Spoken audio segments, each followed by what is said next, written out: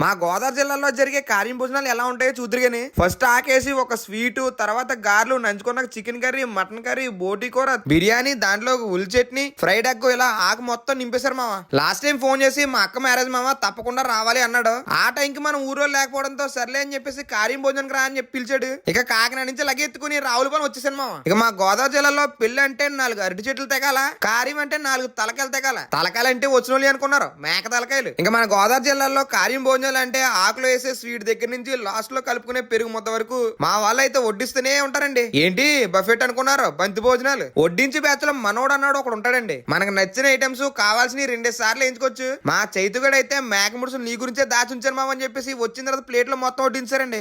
ఎక్కడైనా మొహమాట ఉండొచ్చు కానీ తినే దగ్గర మాత్రం అస్సలు మొహమాట ఉండకూడదని మా పెద్దలు చెప్పారండి. ఎందుగా మాట చెప్పారనుకుంటున్నారు? మనం పొద్దున్న మాలా కష్టపడేది ఆ కూతంత పొట్ట కోసమే, మన భారీ పొట్ట అనుకో అది వేరే విషయం.